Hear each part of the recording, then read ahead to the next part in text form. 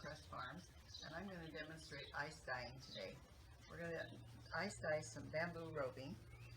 What we need, and I'm going to run through and give you your list of supplies first. What we need is a tub that will catch the water, a grate, your fiber. Once again, we're using bamboo roving, ice, lots and lots of ice. You need rubber gloves, your dye. You want to make sure you get a fiber reactive dye. I use Dharma Trading. A spoon, or what I have is a tea baster to sprinkle your dye on with, some rubber gloves, soda ash, and water. So what you do first of all is you mix up the soda ash water. And for the soda ash water, it's 2 cups of soda ash per gallon of water. You can divide this in half if you don't want to do that much fiber. And it will also, you can also keep it in the refrigerator and save it for a few weeks. Okay? So I've already done that here, as I've got my soda ash and my water mixed up.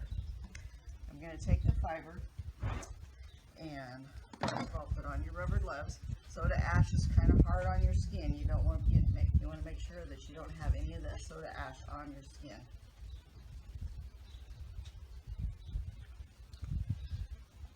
Okay. And I have about a half a pound of bamboo roving here. You just dip it into the water and push it in. Make sure it gets all nice and wet. Soak it up. Soak it up. You don't need to leave it in here for a long time. You just need to make sure it's nice and saturated and there's nothing in the middle that's dry. So make sure everybody gets all wet. Okay. Once you do that, then you can pick it up and just squeeze out that excess liquid.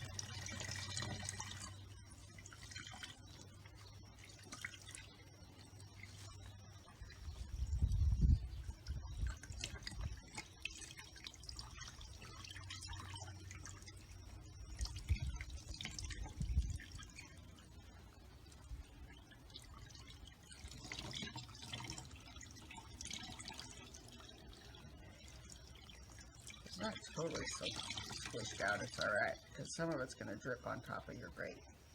But you want to get most of it out. Okay, and then you bring it over and you put it on your grate. You want to spread it out as thin as possible, because you want as much surface area as you can to be able to put your dye on. The Dharma Trading has several colors of dye. But what we're going to do today is we're going to use Raven Black. Raven Black is a combination of colors, and when you put it on here, it splits out those colors. So we get a unique blend of pinks and blues and purples and darker colors in there. Okay, I have it spread out pretty nice and thin here. So cover your surface area. Take advantage of your whole space. Now what we're going to do, we're going to take the ice and we're going to pile it on top. Take a big mound of ice on top of the roving.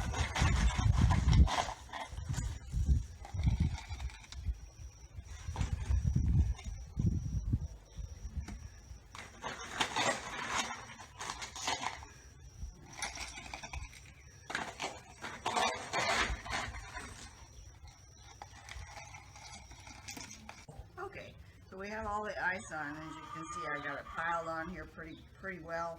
I've got all the surface area covered.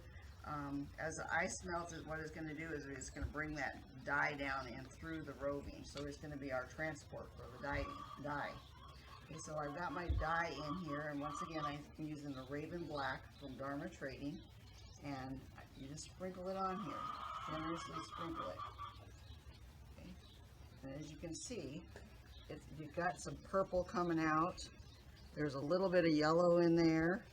Some pink. I see some pink here.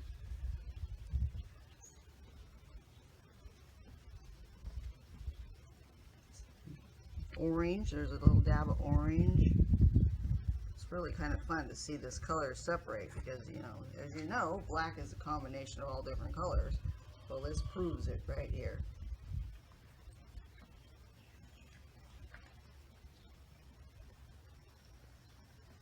Oh, here's a good one right here. Look at this different colors on this piece of ice. We've got blue, pink, yellow.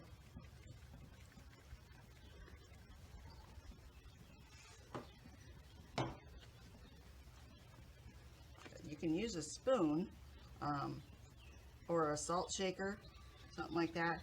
But you just want to sprinkle it though, because the reason why I like this better than a spoon is because a spoon seems to put it on more clumpy, where this kind of separates it out more like a salt shaker would. I found these at Tuesday morning. Basically, like I said, it's just a tea ball. This is nice because it's got a solid on one side and a grate on the other side. So what it does is it will sprinkle it out. Do that again because there you go. All right.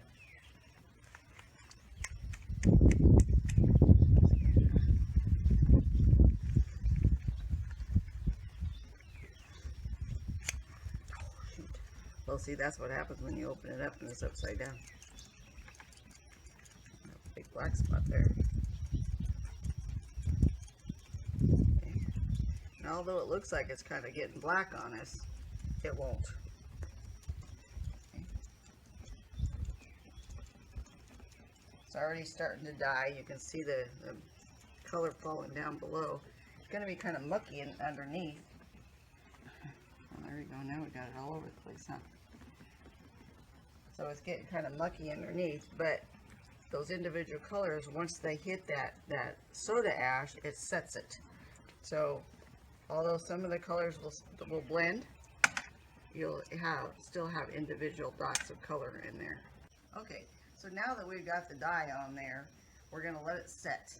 Okay, we're going to let it set, and the sun's coming in here. It's going to melt the ice, and then once the ice is melted, we're going to still let it set. It's got to set for 24 hours so that soda ash has time to grab a hold of those dye colors solidly.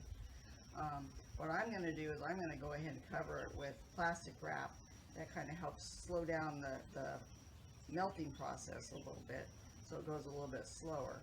But we'll come back in a few hours and take a look at it, and so you can see how it looks as it goes along. Okay. And here we are an hour later, and as you can see, most of our ice is melted down. But what's really fun here is how you can see the colors. We've got some really neat colors popping out here. Some red, yellow right there. Right here is where I spilled that whole bunch of dye on there, so it's going to end up being a black, I think. But what's really fun about this is it's just random colors. You have no control over where these dye particles lay. What one comes out, it's random, totally random. Now we're going to go ahead and cover this back up. We're going to let it set. It's about 75 degrees out here, so it's a nice moderate temperature, so the ice is dying relatively slow, I'm going to say. Hotter days, I might put some more on here just to keep it moist for a little while. Like I said, we're going to let it set for 24 hours. It needs 24 hours for that fiber reactive dye to react with the fiber. I like to do this outside because it's, we're working with chemicals here. If it's bad weather, it gets windy, whatever, I'm going to move it in a little ways. But you want to let it set for a full 24 hours before you do anything else with it. One thing I forgot to say earlier was you want to put a mask on before you start to sprinkle your dye particles. The dye particles have minerals in it, which you don't want to inhale. But we all have masks now. So you want to make sure that you're doing this in a safe manner.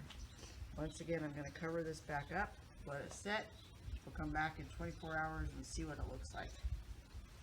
Hi, it's been 24 hours since we left our roving to dye. I covered it, put it in the barn, let it set overnight, and as you can see, we've got some really fun colors popping out here. We've got the yellow, pink, purple. There's a little bit of kind of greenish blue here. This is where I dumped that huge big amount. So it's going to be black. We're going to have black. Let's see, I saw some other colors in here too earlier. But as you can see, there's a little more of a blue right there. as you can see, we've got a nice modeling of colors. I dumped off the dye liquid because I wanted to save it so that I can use it to dye something else with. So now what you're going to do is you're going to rinse it. And what I would do is I have a sink in the barn, so I would take it in the barn and just rinse it out there. Well, most of y'all don't have an extra sink, so what I'm going to do is just show you how we're going to do it this way. So just take regular clean water, and what you're going to do is dump that water through there. And you want to dump it so that eventually the water coming back through is running out clear. We put a lot of dye on this, so we've got to take that dye, that extra dye off. The dye that didn't attach does not need to be there. You want to make sure you get that all off, because if not, then when you use your fiber, it's going to come off on your fingers. So, we're just going to pour water through here.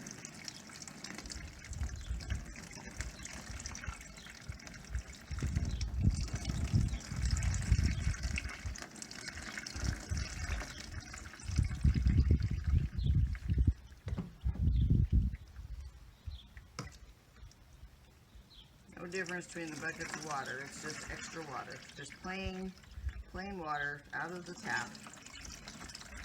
There's a pretty hot pink color coming up right there.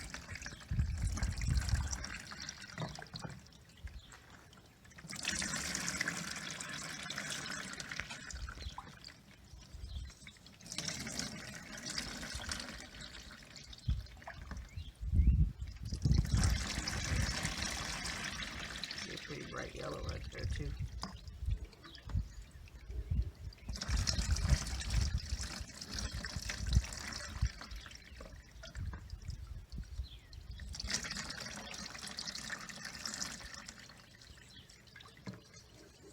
Now when I get this all rinsed out, what I'm going to do is lay it out so it's not as plumpy, so it can dry. Now we've got really nice wet weather today, so I'm going to take it in the house and let it dry out in the house.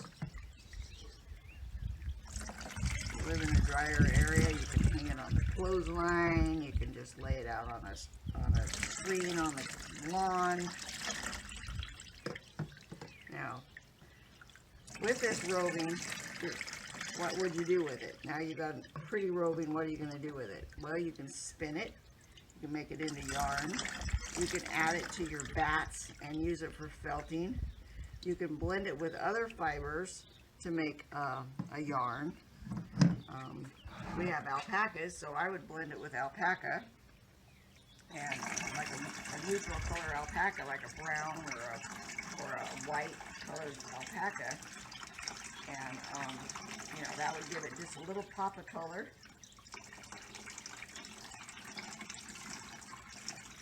You could add it to other roving. Here again, you could add it to brown roving. That would give it some, you know, brown or white, gray. Gray roving would be nice with the, or, you know, fiber to make roving. So I'm going to leave that, finish rinsing it off, but you got the idea. You want to make sure that the water's coming out of there clear. Okay?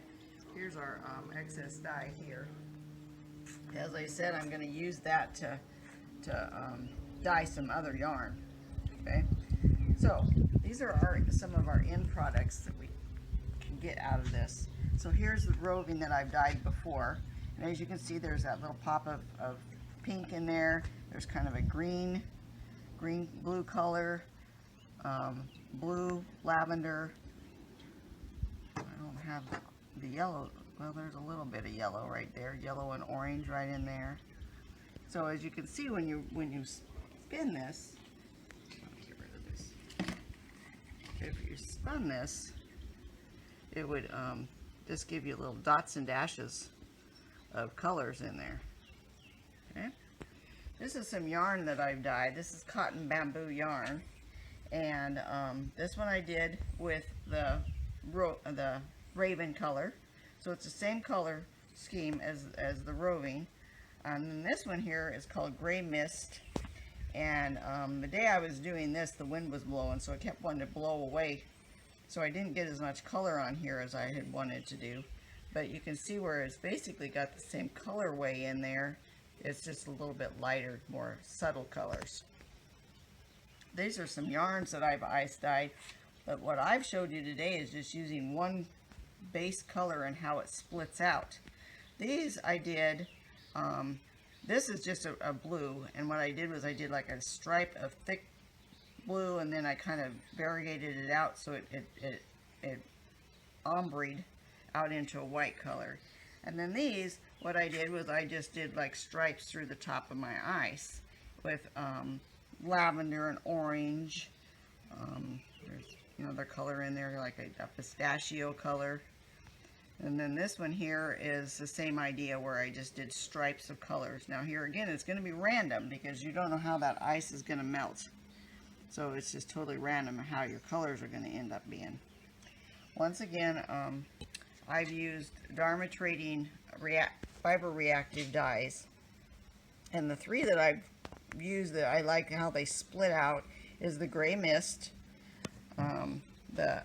This one is a blue violet, and I didn't have any samples left of that, but it breaks out and it's got a little bit more dark blue in it rather than the gray like our other is here today. And then the Raven that we've used. Once again, this is Windmill Crest Farms. This is our website. The supplies you'll need to get started. The only thing I forgot to put on here was a spoon or something to sprinkle it out with. And for supplies, Windmill Crest Farms, so right here we have roving, and this is bamboo roving. I've got tencel. I can't think of another. I've got another cellulose fiber in there. I can't think of what the name of it is right now. And then I've got yarn bases. So this one is the cotton bamboo yarn base. And as you can see how pretty shiny it comes out when it's done. Gives you a really pretty shine. There's 495 yards in here. It's kind of a bulky weight, so it'd be good to make fast chunky things. Cotton is good for summer. Once again, visit our website, windmillcrestfarms.com, and thanks for watching.